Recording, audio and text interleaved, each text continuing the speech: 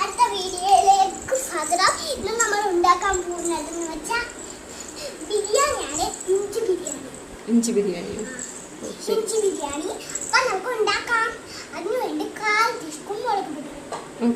അപ്പൊ 1/4 ടീസ്പൂൺ വെളുത്തുള്ളി, 1/4 ടീസ്പൂൺ പട്ട, 1/4 ടീസ്പൂൺ കറുകപ്പട്ട എല്ലാം കൂടി ചേർന്ന് വറുത്തെടുക്കണേ. അടുത്തത് നമുക്ക് അതിലേക്ക് കുറച്ച് മല്ലിയില തിരിഞ്ഞിട്ടേക്കണം. ഇതിനകത്ത് കുറച്ച് 1/4 ടീസ്പൂൺ തേങ്ങ, നമുക്ക് കുറച്ച് വെള്ളം ഒഴിച്ചു കൊടുക്കാം.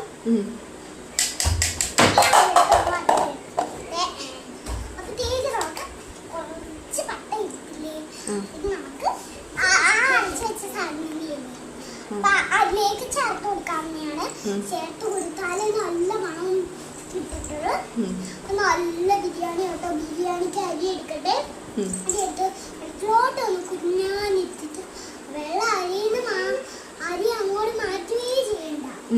നല്ല നമ്മളിപ്പ പിന്നെ ലൂസ് ബിരിയാണിയാണ് ഉണ്ടാക്കുന്നത്. കുറച്ച് വെള്ളം മതി കഴിക്കാൻ. ഇത് കുറച്ച് വെള്ളമേ ചേർക്കാറുള്ളൂ. ഞങ്ങൾ ഇവിടാണ് അരിയെല്ലാം എടുക്കുന്നത്. ഞങ്ങളിവിടെ അരിയും എടുക്കാറുണ്ട്.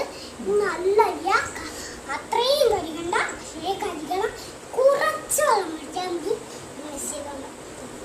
ഈ മിക്സിയിലിട്ടുള്ള അരി അരച്ചാൽ വേറെ അരി ഇഷ്ടം പോലെ ഉണ്ട്. അരി ഒന്ന് അരച്ചെടുത്തിട്ട് കുറച്ച് അരി കൂടെ അരച്ചെടുക്കരുത്. വേഗം ആ അരിയുടെ ഇതിൽ നമ്മൾ